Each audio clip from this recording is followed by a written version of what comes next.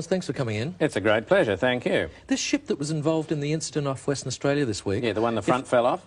Yeah. Yeah, that's not very typical. I'd like to make that point. Well, how is it untypical? Well, there are a lot of these ships going around the world all the time, and very seldom does anything like this happen. I just don't want people thinking that tankers aren't safe. Was this tanker safe? Well, I was thinking more about the other ones. The ones that are safe? Yeah, the ones the front doesn't fall off. Well, if this wasn't safe, why did it have 80,000 tonnes of oil on it? Well, I'm not saying it wasn't safe. It's just perhaps not quite as safe as some of the other ones. Why? Well, some of them are built so the front doesn't fall off at all. Well, wasn't this built so the front wouldn't fall off? Well, obviously not. How do you know?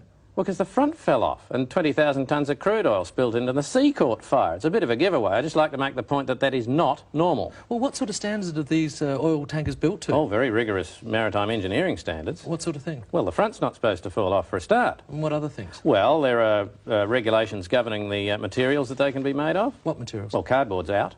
And? No cardboard derivatives. Like paper? No paper. No string, no sellotape. Rubber? No, rubber's out. They've got to have a steering wheel. There's a minimum crew requirement. What's the minimum crew?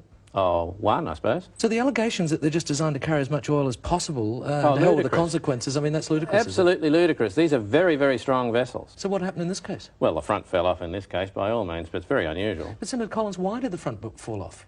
Well, a wave hit it. A wave hit it? A wave hit the ship.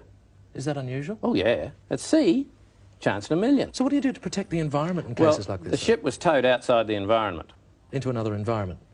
No, it's been towed beyond the environment. It's not in the environment. No, but from one environment to another environment. No, it's beyond the environment. It's not in an environment. It has been towed beyond the environment. Well, what's out there? Nothing's out there. Well, there must be something out there. There is nothing out there. All there is sea and birds and fish. And? And 20,000 tonnes of crude oil. And what else? And a fire.